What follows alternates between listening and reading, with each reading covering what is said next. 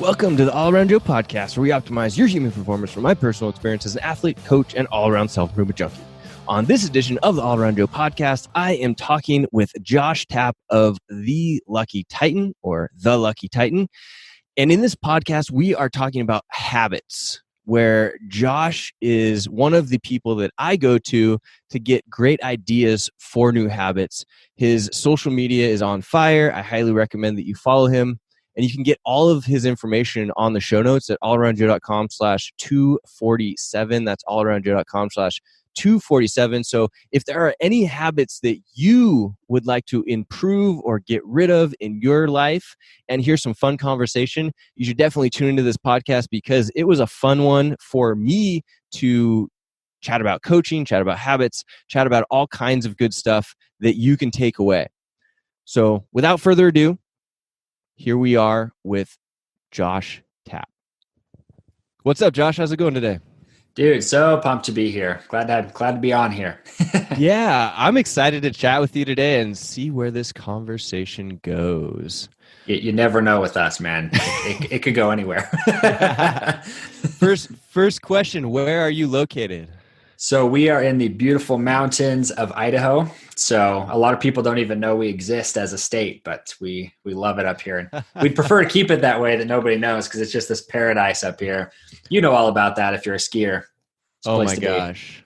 Yeah. Skiing, mountain biking, hiking, boating, whatever. We boat a lot up here. Yeah. Beautiful lakes, beautiful rivers. Yeah. Good place to be. We love it here. Next question, for people that are actually watching this, and hopefully some of you guys are, how do you get that background? Yeah, actually it's just a curtain. So we actually used to have it hung up, and the problem is when a lot of people when they record video, it's distracting, right? There's too much going on behind them. Or it's even like a lot of people do it in their kitchen, which is fine, but it actually gives the eye 10 different places to look instead of focusing 100% on you. And so it's all about having just a nice, simple background. We just tack it to the wall. I could move the camera around if you wanted. No, it's very cool. Very cool. So what we have Josh on today to talk about is habits, because he has impressed the heck out of me with some of his social postings. And usually I do this at the very end, but just so that people can have multiple times to do this, where are you posting on social for your habits so people can start thinking about, or even go right now and check out what you're doing? Yeah, the two places I really hang out, I started on LinkedIn, so you can look up my handle. It's just at The Lucky Titan. I usually spend a lot of time on there, and then we have a proprietary platform that we built called the Tribe of Titans. People can go check that out too. Very cool. Two places. And then how did you get into the business of habits? Yeah, really good question. I mean, one of the big problems that a lot of people have is, and this is why I like working with people like you, Joe, like working with people who understand that it's not about trying to make life-altering decisions all the time, right? It's about the little things. And my big problem is whenever I, buy a course or I join up with anybody, as coaching or what have you, they're like, okay, now you need to completely restructure your day and do all this stuff. And it's like, well, pass. But when you're working with somebody who's like, hey, 5 minutes, man, if you can put in 5 minutes this a day, start with that. And then you can ramp it up to 15 to an hour, whatever. That to me is what it's all about. I love habits for that reason. Yeah, absolutely. And let's step back even further. What's your background before getting to this point? Like you're in Idaho right now. Have you always been in Idaho? Did you go to go to school or get educated in the business of I guess habits or behavioral change? And like what led to that? Yeah, really good question. So I really like the way you phrase that too, because I grew up in Idaho. I actually moved to Mexico for 2 years and lived in southern Mexico, and that was really fun. I was doing a service mission down there, so we got to meet a lot of really cool people and do a lot of fun things. But then after that, I came home, and so I was 19 at the time, or I guess 20, 21 at the time, I think. I did my bachelor's in business administration, and I'm actually still finishing up my master's degree. I just kind of do it in the evening time. But I'm doing my master's degree in business as well, but with an emphasis in marketing. What's really interesting, so I've actually never done any real, I haven't taken a degree in psychology or anything. What I found is in order to be a marketer, which is, what I am, that's everything I do. It you have to understand empathy, and you have to understand the way humans react to everything, right? And discovering, what are their interests, what sparks emotion in them and everything. And that's really, for me, I guess, where the study has come from. And I think that empathy has come from being a marketer. Okay. Very nice. And what is a habit? Yeah, really good question. You'd probably be able to define this one better than me, but to me, it's just incremental changes. Okay. I actually don't believe in, just setting and forgetting habits, right? So a lot of people will say, okay, like I've read 15 minutes every single day since the day I was born, right? And that's just kind of the claim to the fame, especially in the business sector, right? A lot of people it's kind of their mantra, I guess, like, yeah, I have like a perfectly scheduled life, but I believe in disruption. If you ever get comfortable, your habits start to become lax, and it becomes really easy to quit them. So for me, it's more about incremental disruption in your life, creating a habit of making new habits. Yeah, absolutely. Was there a point in your life that you became interested in this, that you can think back to, that you're like, man, I realized that I started doing these things and they became habits, and maybe it was retrospect, or maybe it was like, I need to make this change, and then you started studying it. Like, when did that spark kind of happen? Yeah, I mean, the very first time, I will say, is when I was down in Mexico. Because I had just graduated high school and everything, and I was off adventuring, right? But I didn't really know what I wanted to do with my life at that point. And I had a leader down there who was helping me on the religious side of things as well, but also on my personal progression. And they kind of had a set time of day that we were supposed to study and do personal kind of like self-care stuff, like working out or what have you. And I found that in my life and with my family, we didn't have really any real, I guess, good habits in place other than reading. My dad loved to read, and he instilled that in us from the beginning. And so for me, it wasn't really something I had to make a habit of. I just enjoyed it. I enjoyed the learning side of it. My problem is it wasn't structured. So when I went out there down to Mexico, and I'm supposed to be studying for 2 hours a day, and I'm like, what do I study? And how do I do it?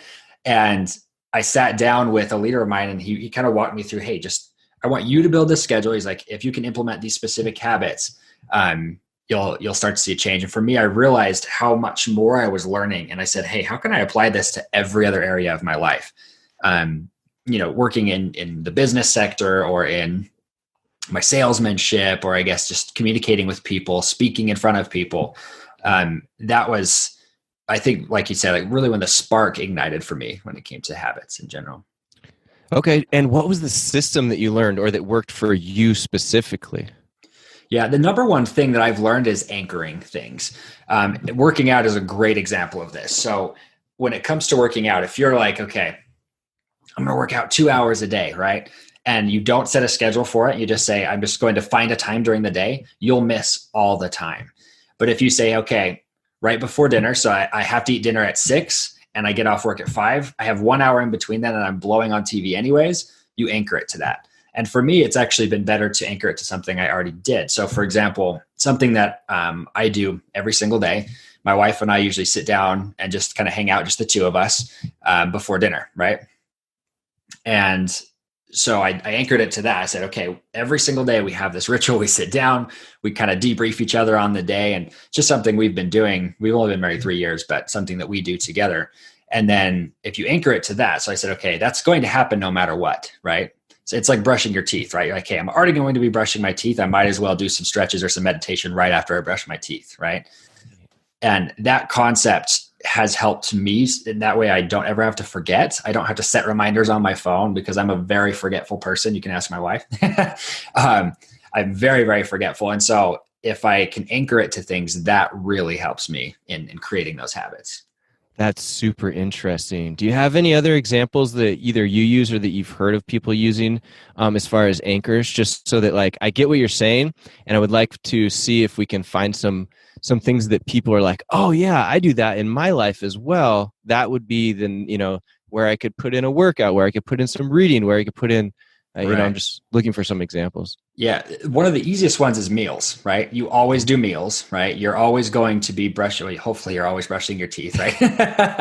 If you can find things like that you say, okay, I'm already doing these things in the work environment, for example, there's most people will have when they're working. And I'm going to share this as it'll help illustrate the point. If you've ever heard of the Pomodoro technique before, I love that, which is basically what you do is you increment your work. So you say, okay, I've got 25 minutes and you set a timer and say, in 25 minutes, I will finish this task. It will greatly increase your productivity first off, but then you take a 5-minute break, you get up, you walk around and what have you. And for me, that allowed me to start setting up when I did the Pomodoro technique, it allowed me to anchor it to those 25-minute increments, right? So I said, okay, I'm going to be working for 8 hours anyways. And as an entrepreneur, it's pretty tough to set your own schedule, Yeah. And a lot of people, there's tons of different ways you can do it. But for me, just having that Pomodoro technique has helped a ton because I would spend, so for example, like I do a lot of the tech side of what we built here for our company. I do a lot of the content as well. I kind of like doing the back end stuff. I probably shouldn't always do it, but I do. But if I'm like, hey, I'm going to build out a funnel, for example, or a website, I'll sit down and for like 8 hours straight, I'll just work on it really with no end in mind. But when I decided to, I'm like, okay, I've got to finish this in a day, right? I wouldn't ever able to get it done in a day. But what I did when I did the Pomodoro technique, I'd say, okay, I have 4 pages I have to build. So I need to divide this into 4 increments. And it's going to take, I think I can knock each section out in 25 minutes. And when I did that, I didn't finish so it'd be about 2 hours, but I actually ended up finishing in 3. It cut down 5 hours of work time for myself. So that's a technique that I think everybody should be using. I didn't make it up. It's just one that I discovered. And it's one of those places for me that I like to anchor that meals and brushing my teeth. Right. Yeah, for sure. For sure. Excellent stuff. Excellent stuff. How do you relate habits with motivation? Because I know that this is something that I struggle with and with my clients specifically in that they are trying to create a habit, but they'll come back to me and they're like, man, Joe, I'm just not motivated enough to continue with it. And my personal opinion on it is simply that, you focus on the process, and the process is what turns into the motivation. I've worked out so much in my life. Am I ever motivated to do it? Kind of, maybe. But it's a habit. It's what I do. So I'm wondering how you deal with the motivation and the habit. Yeah. Well, I mean, the obvious answer to it is like, you need to find a reason to do what you're doing, right? There has to be an end result for you. And most people, I don't think, have really emotionally tied themselves to that result. Sure. But I also don't believe in just wanting it enough. I usually have to tie my motivation to something else. So there's a guy, actually, I went to a leadership conference once. Reg Allen's his name. He actually had this method that I really liked. It's pretty extreme, but he says this has a 96% effective rate for accomplishing any goal that you want. And he's like, I do this all the time. And when people say that, your ears perk up. You're like, okay, is this legit? So what he does is, instead of tying a reward to it, he ties a consequence to not fulfilling the goal, right? Okay. He's like, you also tie a reward to it. But what he says is, if you really want to lock in your guarantees on your goals, you make a goal. So let's just say, hey, like I'm going to work out 5 days this week. Yeah. But you set a consequence. You say, okay, if I don't complete this goal in 5 days, I'm going to do something crazy. Like I'm going to wear a pink tutu to work, or like I'm going to buzz my head or something, right? Something extreme that you wouldn't want to do, that the pain is worse than just going and working out. Right. But the problem is, for most people, is they won't actually hold themselves accountable to it. So the way his technique works is, you actually find an accountability partner and you say, okay, if I don't work out 5 days this week, we both have to shave our heads. Right. And if the consequence is that intense, you're never going to not work out, right? You'll get the motivation because you're like, I don't want to make my friend have to buzz their head, right? Especially if they have like Thor hair or something, right? So for me, I'd be like, yeah, whatever, I'll buzz my head.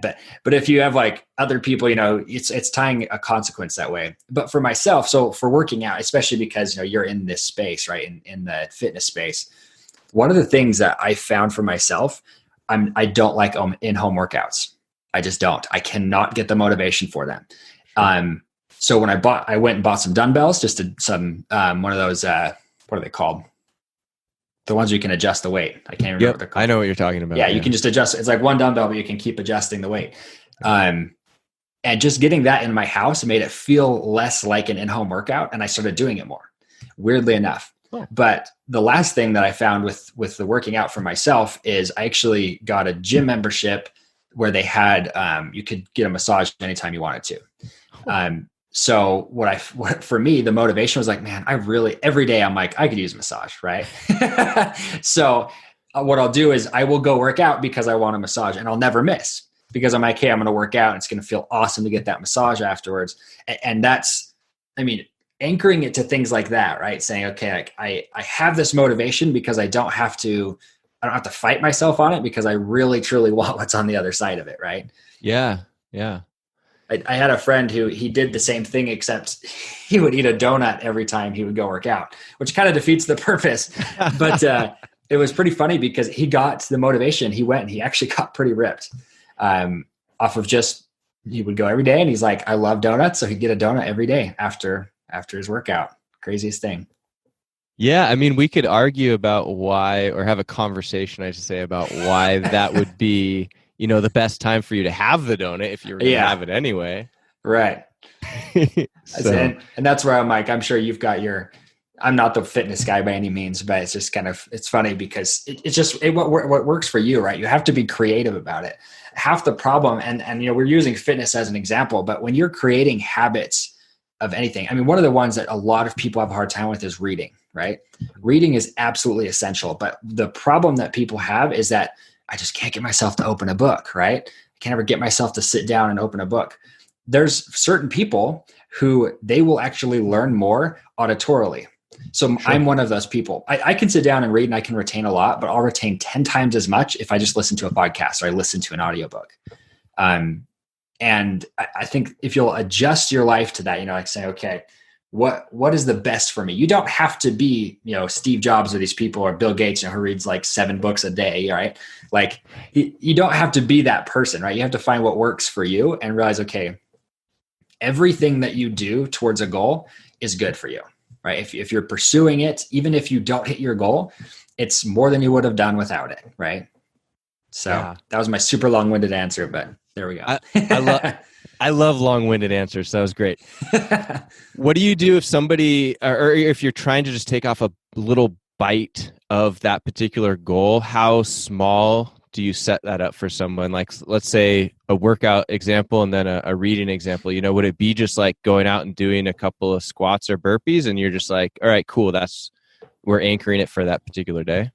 Yeah, and I'll give you some specific examples for that because I work with a lot of entrepreneurs. So workout example, 100%, like you're saying, do what you can, right? When I first started working out when I was in high school, right, I was a twig. I weighed 125 pounds my freshman year, I think. So I was a teeny tiny kid. Hit my growth spurt my sophomore year, but still I was always like 145 pounds, right? Just a really small kid. And so I wanted to play football really bad, but I'm a tiny little kid. So I said, okay, I'm going to, no matter what, I will do 25 push-ups and 25 sit-ups every single day because I could knock it out in 2 minutes, right? Yeah. Just bust those out and get them done. And weirdly enough, just doing that got me into the habit of working out, I'd start to get more excited about doing it, and it kind of pulled me forward. So I would definitely recommend to people, one of the things I like about your workouts, right? It's just doing burpees, right? Sure. Burpees work everything. If you can do 10 of them, they might be kind of painful, but that takes you a minute and a half if you're like super slow at it. Sure. I got to be careful with what I say with that because some people are like, it takes me a minute to do 2. Right. But one of the examples, reading, I don't know if I'll give an example for reading per se, but with what I teach people in our company, and I work with a lot of entrepreneurs helping them to scale their audiences, right? So that is a huge goal. If you're saying, hey, I need 100,000 followers, right? Or I need 1,000 people who are paying me. That is a huge goal for a lot of people, right? For us, like one of the things that I teach people how to do is like, hey, just get on some podcasts, right? Do some joint venture deals. And so the easiest thing, and I walk them through, okay, every single day, we have a platform for them. Come on and just message one person every single day. And people who are doing that are getting a deal every single day or almost every single day.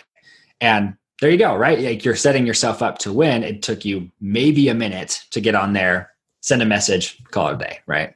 Yeah. Yeah. It's super easy. It's super easy.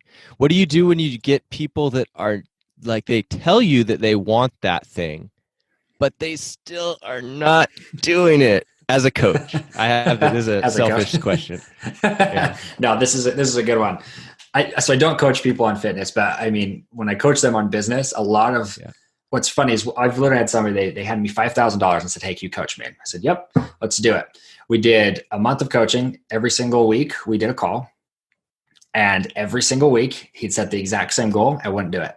Exact same goal. I wouldn't do it. Exactly. And I found what you really have to get down to the core of it is, are they actually doing something that they're truly wanting to do or wanting to become? Because, but I think just as society, we've gotten to the point where it's pretty easy to just lie, honestly. Like it's pretty easy to lie and not get caught. And so people will just lie to themselves and saying, I want to be an entrepreneur. That's one of the prime examples. I have tons of people, I want to be an entrepreneur. And I'm like, I don't think you do. I think you're sick of your boss. So I don't think you need really to be an entrepreneur. I think you just need to get into a job situation that doesn't suck as bad, right? And so, I mean, does that answer your question a little bit? Like when you're coaching people and they're getting to that point, it's like, I think you really have to go back to the core. Like, do you actually want it? Is it something that is driving you, is motivating you? And if it's not, change.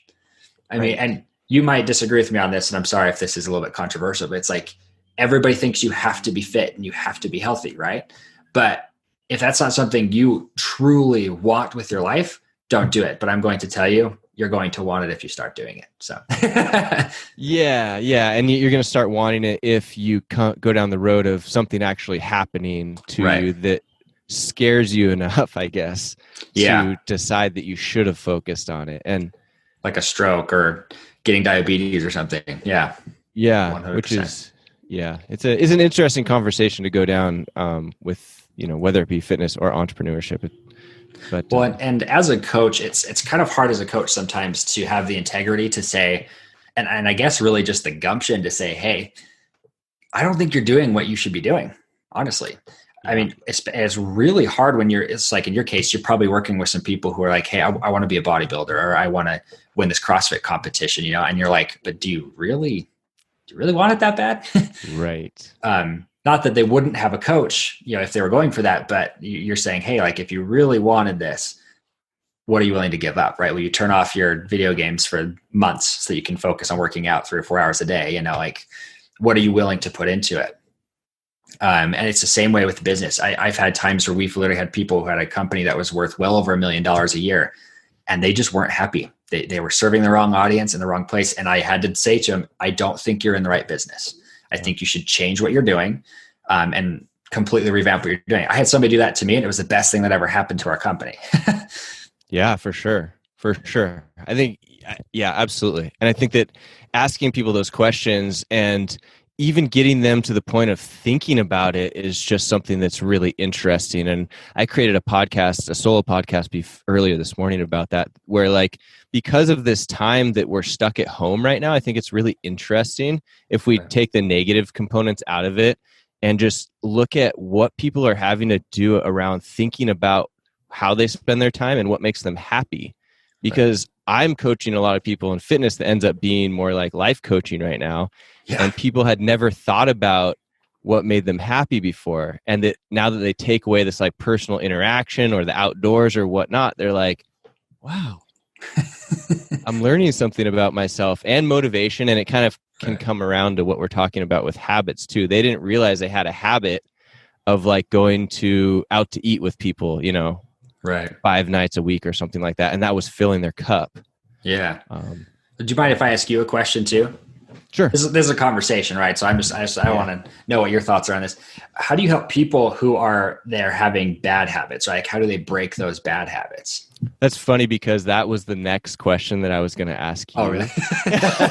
Yeah. So my answer is I have no freaking idea. So I deal with people like this all the time. And an example in my life is someone that has a drinking problem. Right.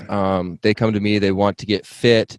I ask them a bunch of questions. And one of the big things that I've done in order for people to even realize that they have the problem in the first place is doing the weekly check-ins, where I send them a Google form every week, and they go through, and it's really easy. It takes about 5 minutes to fill out. And then after about 3, 4, 5 weeks, we have literally a graph or just like a numbers list of, oh, it looks like you're drinking more than 10 drinks a week. So it identifies that.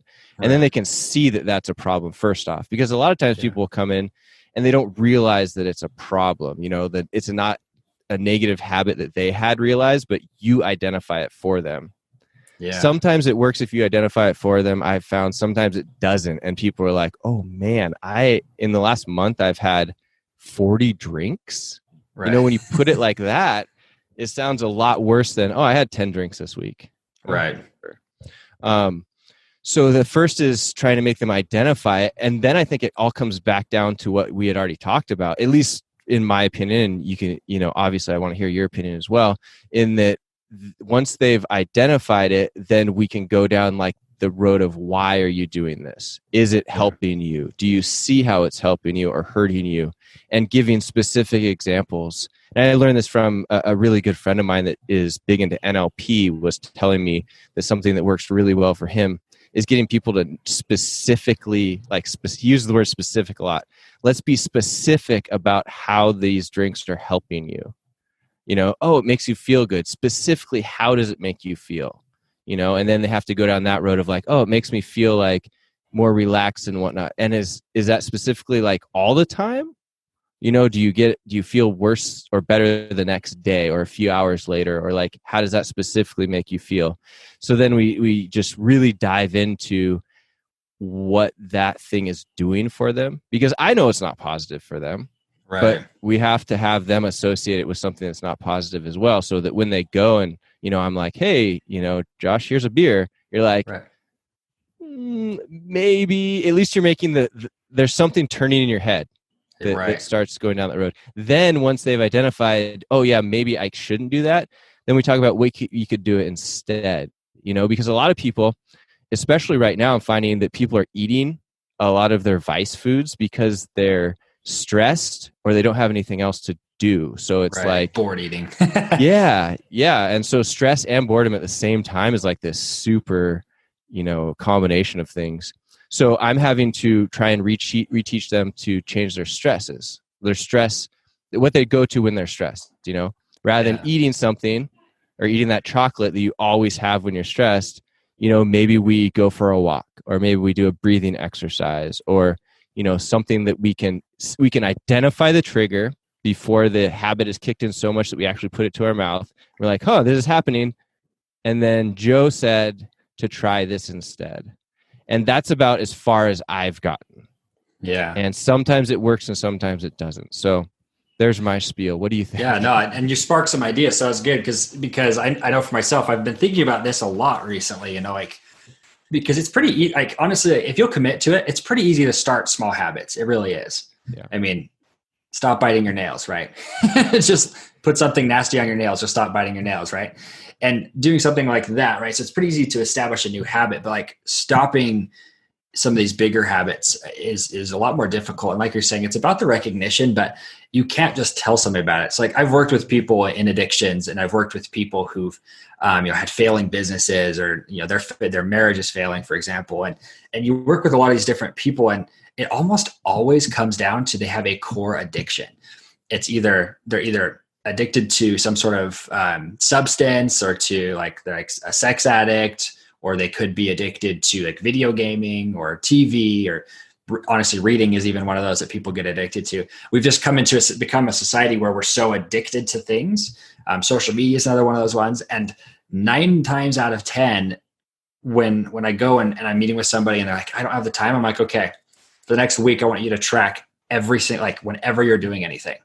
And they'd be like, you look at your phone, right? Most phones, if you have an iPhone or a Samsung, or even the Google Pixel or whatever you have, it actually tracks how much time you're spending on your phone. And if you actually go look at it, you'll realize, holy crap, I'm spending 2 or 3 hours a day staring at social media or what have you. And that can be an addiction, like you did with the drinks, right? I love sending people to people like you because 9 times out of 10, it's a physical addiction, right? They smoke or they drink or they're vaping or whatever they're doing. And people don't realize how much that just eats up your time. Outside of the moral factors or whatever you want to say with it, it's just a huge time suck. And it also sets you up for failure in everything else that you're doing. Because I know for myself, like, so I grew up playing video games, right? I'm like majorly addicted to video games. So I have to conscientiously say, okay, my wife has to treat me like a child sometimes. Is like, okay, you're only going to play for an hour this week, right? And so that for me, I realized was one of the main reasons I wasn't succeeding was because I was spending too much time playing video games. I had to take that time and recommit it to something else that I wanted to do. Interesting. So let me ask you, did you try publishing yourself playing video games on YouTube to see if that would make money before you stopped taking it away from No, I didn't. No. There's this guy named Peng Joon. Have you ever heard of Peng? I haven't, no. He's a multimillionaire guy online, but he started in the gaming industry. He got up to 600,000 followers, and then his whole channel got shut down. Ooh. And so he lost a multi-million-dollar revenue like income just overnight. He couldn't get it back. I was like, that sucks so bad. Oh man. Just because he was like bullying people or something online. So he got tried. He's a really nice guy. So it's kind of funny that it turned out that way. But anyways. Oops. Yeah. Well, on the same subject, I was looking at the YouTube earners when it came out at the end of the year.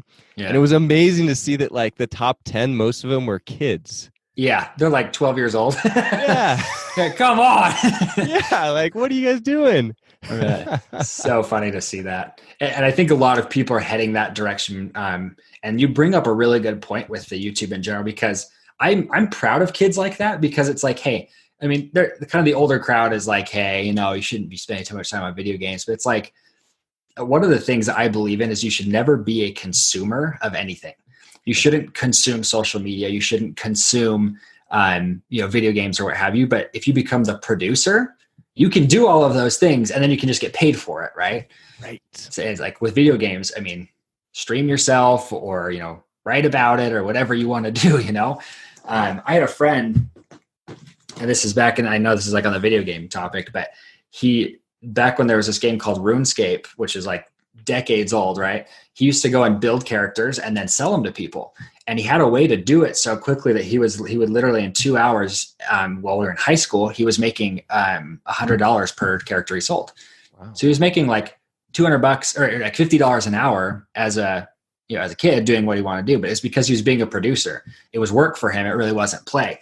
And I really like that concept of being the producer, because if you'll center your life on that, you'll see like everything changes for you, especially when it comes to social media. Interesting that you bring that up. And it's just so apparent that we have a lot of different things we could talk about here. And that's cool. Yeah. Rabbit holes are fun. I know. So we could just go off down those forever. Yeah. But I love within the habits and the social media topic, talking about social media for a little bit. And I love that you brought that up, being a producer rather than a consumer, because I've personally had people ask me about this, and I've told them that I don't have time to go through and look at, social media, Facebook, Instagram, whatever, because I'm spending so much time trying to create things on there. Right. And the normal person, I don't think, thinks about it like that. And I've been trapped in this space, which hopefully is positive, of producing for so long that I don't think about, like, I have to consciously go through and be like, I need to comment on some people's stuff, right, so that they can see that I'm commenting on it. But I don't really care about, well, guys, I do care about what you're posting. Definitely do. But, it's hard sometimes, like, crap, I have to caveat this. I do care. Yeah. But I don't. Yeah. Right. But at the same time, I care more about producing something myself for you so that you get motivated to, in my space, go work out or start eating healthy. Right. But I love that you brought that up. And I think that if anybody listening to this is thinking about this, think about that. Think about how, when you go on your Facebook or on your Twitter or your Instagram, how you can be the creator. Yeah. Wow. That's powerful. Well, one of the values of it too is if you're addicted to social media, which really most of us are. I mean, if you really look at your phone and realize how much time you spend on there, the average person right now, even entrepreneurs like, oh, we're excluded from that. It includes entrepreneurs. They'll spend around 3 hours per day consuming social media. And the reality is, if you'll become a producer, so for example, like we all use YouTube to learn things, right?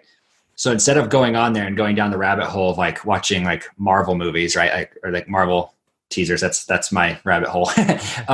But you go there to say, okay, I want to learn how to, let's just say you're trying to make a video about something in the working out, like in the workout space, right? In the fitness space. So you say, I'm going to go and research 5 different videos about this, let's just say ketogenic diets, right? That's an easy one, right? I'm going to go look at 5 different people's takes on ketogenic diets. So you can go watch those for an hour of your 3 hours that you typically spend on social media. You could do that. And then you could, for the next 2 hours, you could record a video of yourself talking about your opinion. You're like, hey, I now have an educated opinion about this. I've seen 5 different people's take. Here's my take on ketogenic diets.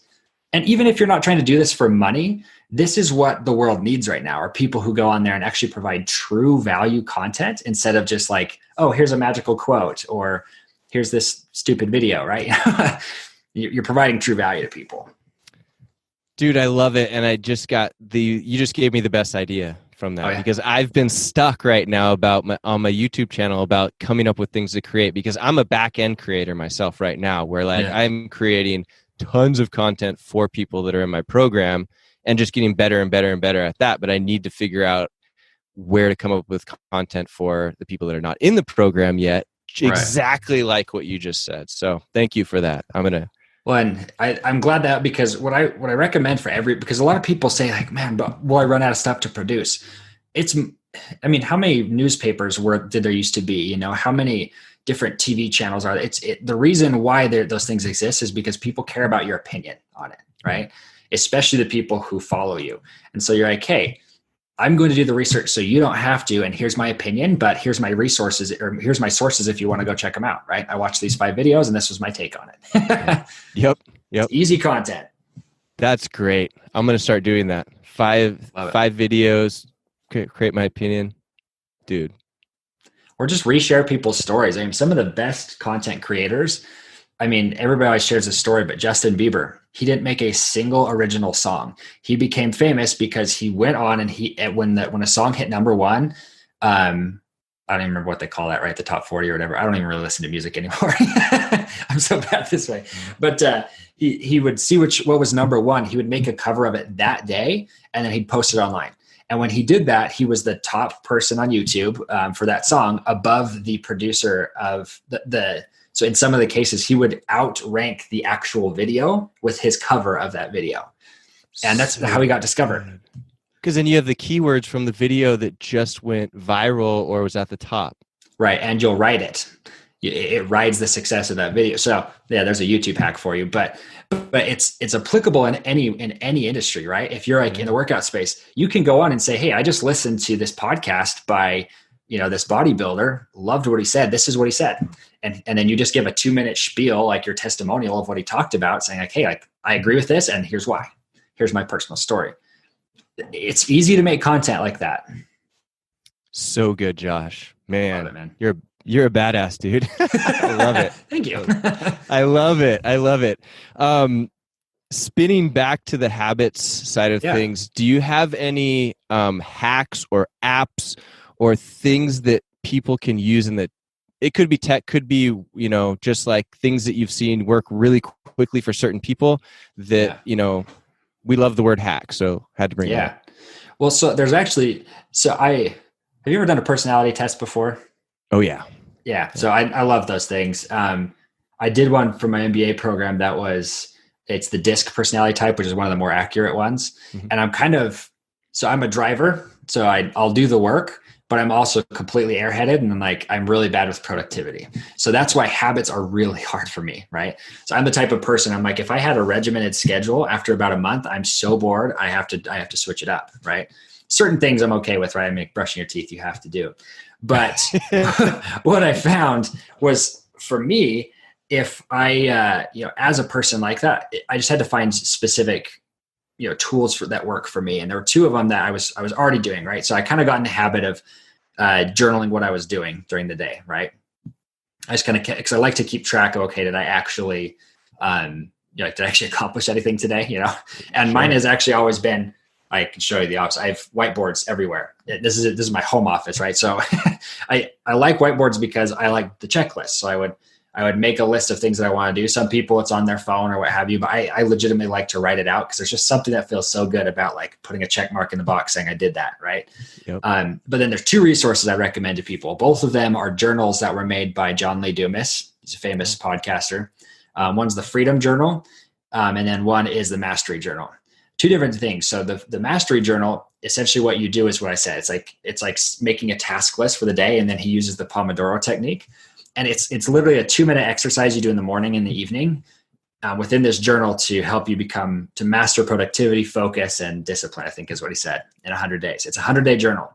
And then the other one, the Freedom Journal, actually helps you break down your goals.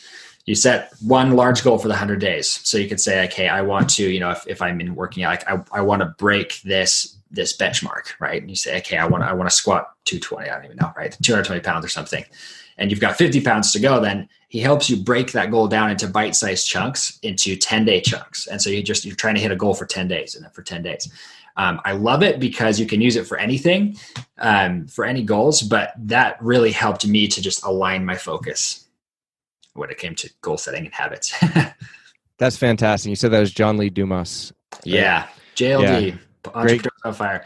I promote that guy so much, I ought to ask for a referral fee on this. Yeah. Like, hey, man, I promote your crap. Pay me, right? Yeah. Yep. I remember listening to Entrepreneur on Fire way back in the day. That guy's story is fantastic. And yeah, he's a really cool guy. Definitely helped me as well. And if you guys are listening to this, I will put a link to how to get a hold of those particular resources in the show notes at allaroundjoe.com/247. So if you want to go there after the show and pick up a link to those particular books, they will be there. Love it. So I think that this has been just full of great stuff, and we're probably going to have to do it again. So I'm just going to go ahead and put a bow on it right now. But before we completely wrap it up, where can people find out or find more information about you? Again, even though we've mentioned it early on, and point them to anything that you would like to point them to. Yeah, honestly, the easiest way to get in contact with me is to just go to theluckytitan.com. I do everything. You can find us on all platforms under the @theluckytitan.com or @theluckytitan, excuse me. So I do that on purpose because I want to make sure that it's easy to find me. But really, I am a pretty accessible person. If you want to reach out, you can reach me by LinkedIn or in our tribe or whatever you want to do. All right, cool. Well, Josh has been fantastic, and I'm sure we'll have you on again. Have a wonderful day, my man, and we'll talk to you soon. Thanks a ton. Thanks for having me on. Hey guys, that was my podcast with Josh Tapp from The Lucky Titan. If you guys would like to find out more about Josh, head over to anywhere that is The Lucky Titan on social media, theluckytitan.com, or wherever you find your information. Josh, as you can see or hear if you didn't watch this one, is just a cool guy. He has tons of information. I've really enjoyed getting to know him and following his social media. So if you need to make any habit changes or get any business coaching or even just want to follow him, definitely look up The Lucky Titan and Josh Tapp. I highly recommend it.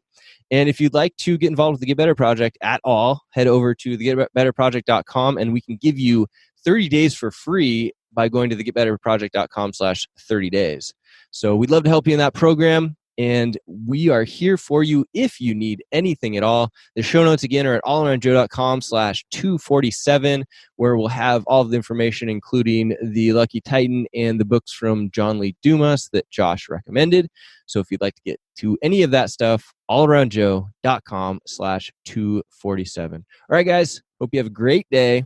We'll talk to you soon. The All Around Joe podcast, where we optimize your human performance from my personal experience as an athlete, coach, and all-around self-improvement junkie. We'll see you